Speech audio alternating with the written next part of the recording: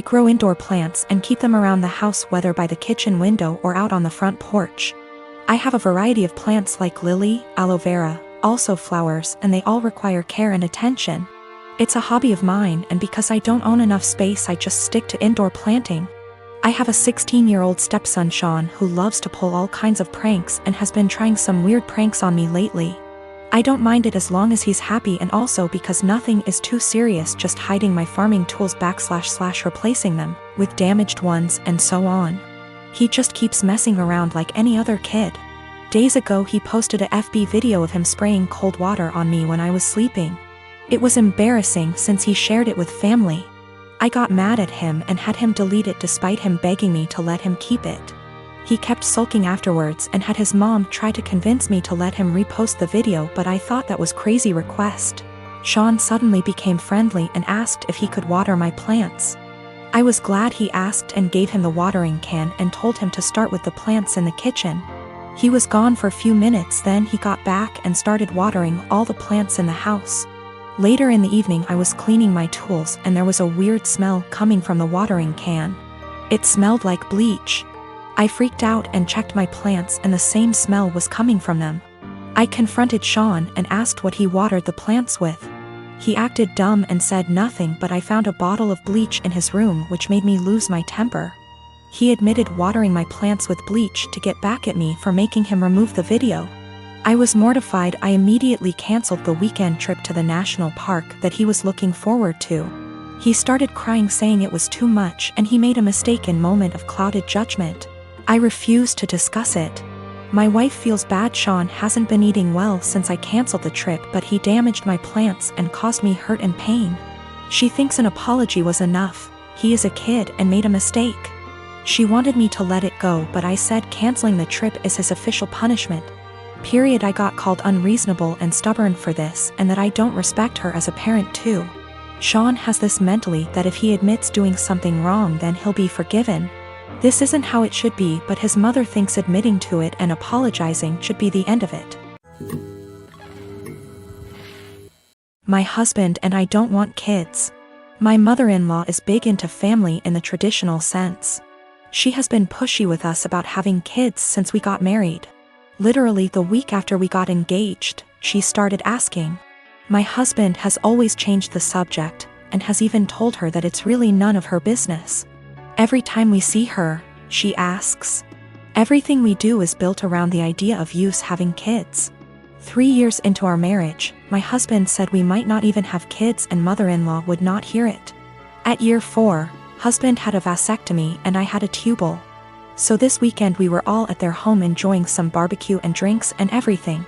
When I get up to grab a beer, my mother-in-law asks me if maybe I should drink water instead, because wink wink nudge nudge. You never know. I was annoyed by this and said, there's really no chance. Mil, all wide grin, said, oh come on. It's time for you two to finally get serious. Put down the beer and tell us when we can finally expect you two to finally make your family official. I said we've been official for about 5 years now, Mil, and drink the beer. Husband laughs with me. Mother-in-law gets more annoyed and says, you won't be real last names until you bless us with babies. Husband repeated. After about 15 minutes of the usual comments, I finally snapped and said, husband got snipped. I had my tubes tied. We're not having kids. You need to stop bringing it up. Period. Well, I thought I started WWII. She started crying and stormed off. Family looked at us with disgust and stormed off to comfort her. We left. Party kinda ended. The social media bullshit started shortly after. Vague posts, links about how motherhood is a woman's greatest calling, listicles about how unhappy childless women are, etc. Some meme about how I guess I wasn't a good enough mother and won't be graduating to grandmother. It's obnoxious to the point that I just muted all of them. My mother-in-law finally called me this morning and told me that she was willing to put this all behind us if husband and I came over, and listened to her reasons that we really need to have kids. I told her no, that we are tired of her pushing this on us, and then she said, you two aren't prepared to be real, last name S. I'd like a refund for what we paid for the wedding. It wasn't that much. It was like $400 for the rehearsal dinner. I hung up on her. When recounting this to my friends, a few of them said that I was the asshole here for dropping it like that. But I don't think she was ever going to drop it if I didn't finally make a serious, direct comment about it. I am 20 years old. I moved out on my 18th birthday and never looked back. I mostly moved out due to how strict my parents were. When I say strict, I don't mean something like home by 10 p.m. I mean, I wasn't allowed to have friends older than me, even by a few months. I wasn't allowed any guy friends. If I had a project to work on at school and got partnered with a guy, my mom would tell my teachers to make me do it alone. I was only allowed on my phone if someone, mom or dad, was there to monitor what I was doing. Weekdays my bedtime was 9 p.m. and weekends 9:30 p.m. I could only have sleepovers if it was at my house, and all of my friends have to be questioned to make sure they were clean, meaning they didn't have boyfriends, no tattoos, went to church, you get it. So you can imagine, I had literally 1 or 2 friends. By 18, I didn't have any plans, I just packed my stuff and left. My parents weren't happy and tried for months to get me to come home, but I didn't plan on it. Anyways, I landed a damn good job and was able to get my first apartment shortly after. My friend is over at my house almost every day with her boyfriend and we just hang out. I didn't cut out all contact with my parents, but I limit it to only special occasions. My mom wanted to have a Zoom family call, whatever it's called, and asked me to join. I figured what the hell, I'll join and say hi. As I'm talking to my little cousin, in the background you could see my friend's boyfriend come into the living room area. Everyone's face kind of froze and I didn't think much of it. My mom asked who it was and I told her, and she immediately gets annoyed. She started asking why he was leaving my bedroom, which he didn't. The bathroom is the same way towards the bedroom, so I could see why it would look like he left from my room. She and my dad proceeds to ask me why I have guys at my home. Why is he 21 hanging around me? I just turned 20, but yeah, it was like I was 15 again. My mom then insists I have him leave. At this point my friend and her boyfriend hears this and goes like, WTF? I didn't know what else to do but laugh. I said, are you out of your mind, and laughed some more. I realized they were serious and said my goodbyes and hung up. Later I started getting messages that my parents are upset I laughed at them and my family says it's in my best interest to apologize, because I was being an asshole for laughing. I laughed at them then hung up, so I thought it was rudish, especially after being told I was by my aunt as well. I'd feel terrible if I did such a thing, but someone did point out they'll never change their ways, so I think I might have to. You know, I've got no idea how to set boundaries, but I'm sure there's a few articles that can help me with that. I found out from my little cousin that my mom has been asking where I live, so now I'm kind of scared for that. Though not many know my address, if she asks the right people she might find out, I hope not. Been with Stephanie for a little over 3 years.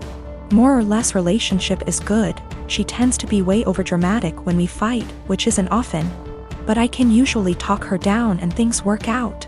When Stephanie and I first started dating, she mentioned a few times in kind of a mysterious, I thought it was attention seeking, still do, way that she had some kind of mental illness or mental health struggle.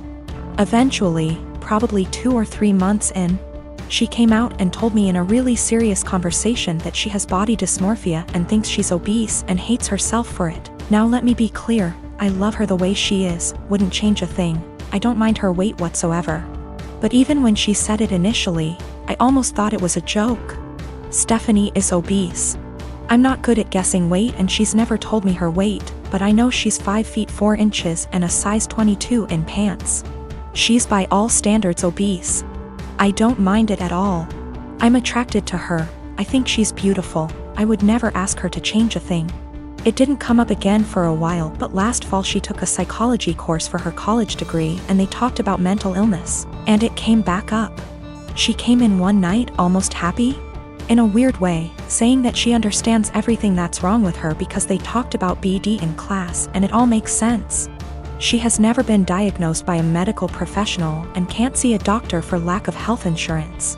Ever since then, she talks about it a lot. I'm not one to poke at people just to poke, so I just let it be. But she talks about it all the time. She blames arguments we have on her BD.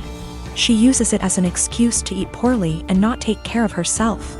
because she is straight up convinced that she is smaller than she is and that the person she sees in the mirror is a dysmorphic situation. She is part of an online BD support group and talks openly to me about how she's met people who finally understand her. And she gives them advice and guidance based on her struggle with BD. She's pointed to actresses like Mindy Kaling and compared the actress's body to her actual body versus BD body, and says it's nice to see herself represented on screen. No offense intended to my girlfriend, but that's not her body type. She is much bigger than that. I'm getting to the point where I don't know what to do. She uses it as an excuse for all her behavior. I honestly don't know if she truly thinks she has BD or if she just uses it to justify herself. When we first moved in together, she would cover all the sizes on the tags of her clothes with Sharpie so I wouldn't see them. She's since stopped doing that, or only does it when she remembers. But it made me think she might be aware of her size and just tries to pretend she has BD so no one can talk to her about it. I know this is a weird situation. I'd like to get her or us into counseling, but she doesn't have insurance and goes to a community college that doesn't offer student mental health services. I'm not sure what to do.